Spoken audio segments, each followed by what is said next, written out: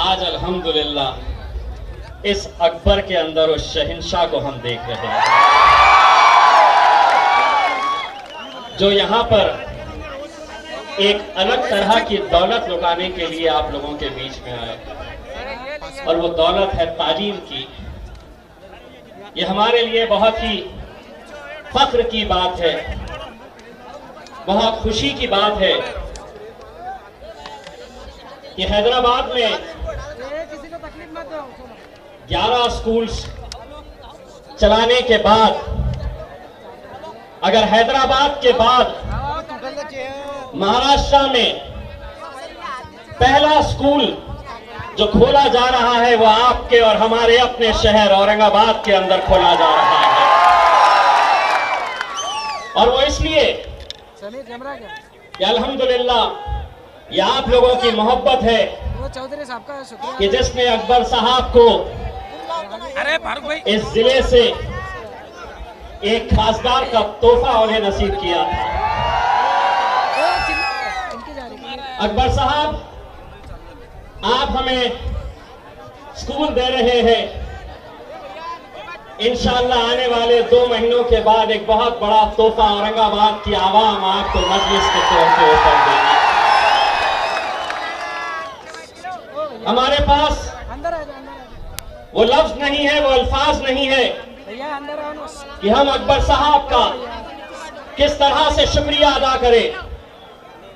बहुत सारे नौजवान शायद इस बात से वाकिफ नहीं है, बहुत सारे लोग ये जानते नहीं है कि आज से कुछ साल पहले जब अकबर अवैसी साहब के ऊपर जानलेवा हमला हुआ था, उनके जिस्म को छन्नी छन्नी कर दिया गया था,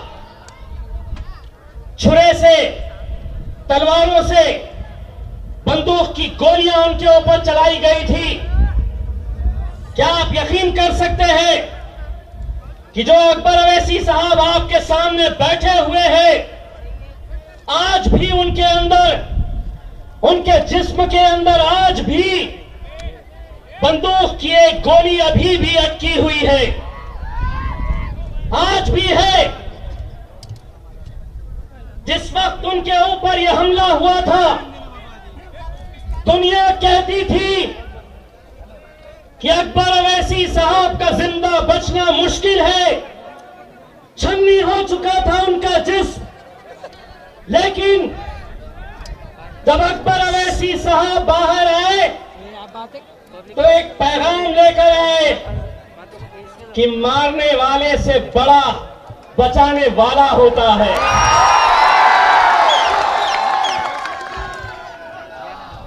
और जब दोबारा एक नई जिंदगी लेकर अकबर अवैसी साहब आवाम के बीच में आए तो उन्होंने अपनी जिंदगी का मकसद बनाया, जिंदगी का मकसद बनाया कि अल्लाह ने मुझे एक नई जिंदगी दी है, अब मैं ये जिंदगी, अब मैं मेरी नई जिंदगी गरीबों के लिए, मिस्कीनों के लिए, जरूरतमंदों के लिए खर्च करूंगा। और शायद यही वजह है कि जितने दिन वो अस्पताल में थे, उनके लिए सिर्फ हैदराबाद की आवाम नहीं बल्कि पूरे हिंदुस्तान की आवाम दिन और रात उनकी जिंदगी की दुआएं मांगती थी। क्या वजह है कि आज अकबर अवैसी साहब हैदराबाद में इतना अच्छा काम कर रहे, चाहे वो कोरोना के पीरियड में हो, स्कूल चलाना हो, हॉस्पिटल चलाना हो। क्या वजह है कि वो आज आपके बीच में आए हैं? कहीं ना कहीं उन्हें भी मालूम है कि जो दर्द जरूरतमंदों की वो हैदराबाद में महसूस करते हैं, वही तकलीफ, वही दर्द वो औरंगाबाद के उन मजबूर माँ बाप के अंदर भी देखते हैं जो अपने बच्चों को तालीम देना चाहते हैं, अच्छे स्कूल में भेजना चाहते हैं, लेकिन सिर्फ मजबूरी की वजह से, सिर्फ पैसे की वजह से। बताइए कौन ऐसा माँ बाप है जो अपने बच्चे को अच्छी तालीम नहीं देना चाहता है। हर माँ बाप अपने बच्चे को अच्छे स्कूल भेजना चाहता है, लेकिन सिर्फ पैसे की मजबूरी की वजह से नहीं कर सकते। लेकिन आज अल्हम्दुलिल्लाह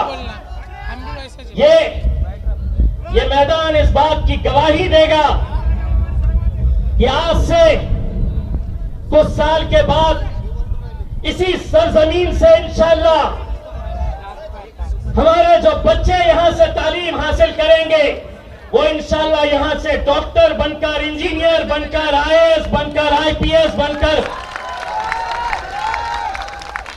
हो सकता है कि कुछ एमएलए और एमपी भी बनकर यहां से अकबर अवैसी साहब का नाम आते ही बहुत सारे लोग उछल जाते हैं। बहुत सारों को यह तकलीफ सताने लगती है कि अकबर साहब यहां क्यों आ रहे हैं। तो सुनो,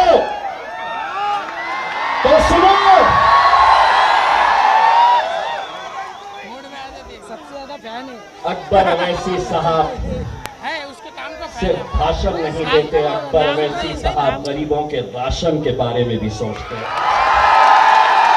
उनके पेट और उनके तकलीफों के बारे में भी सोचते हैं। तू देख मेरे नाम की पहचान कहां तक है। जो लोग कूद रहे हैं ये क्यों आए हैं, ये लोग भी बड़े परेशान हैं, क्या मिलने वाला है। तू देख मेरे नाम की पहचान कहां तक है। कर ले तू बदनाम मुझे जहां तक तेरी औकात है। आज अकबर साहब, आज सिर्फ आप इस स्कूल का एक संगे बुनियाद डालकर नहीं जा रहे हैं, आज महाराष्ट्र के अंदर एक ऐसा पैगाम देकर जा रहे हैं कि हर राजनीतिक पार्टी ने, हर संगठन ने यह सोचना चाहिए कि हम किस तरह से गरीब, मजलूम, बेसहारा बच्चों के लिए हम क्या कर सकते हैं। अकबर साहब, जैसे मैंने आपको बताया हूं कि हमारे पास लफ्ज नहीं है, अल्फाज नहीं है, लेकिन मेरी ये आवाम, अल्हम्दुलिल्लाह मेरे ये नौजवान आपको अपने अंदाज के अंदर शुक्रिया अदा करेंगे। मैं आप लोगों से इल्तिजा करूंगा, दोनों हाथ ऊपर करिएगा और जोरदार तालियों से अकबर अवैसी साहब का शुक्रिया अदा करिए। और उस वक्त तक तालियां बजाते रहिएगा जब तक ये लोग आपका पैगाम वहां तक नहीं पहुंचाते हैं। दिखाइए अकबर अवैसी की मोहब्बत में है।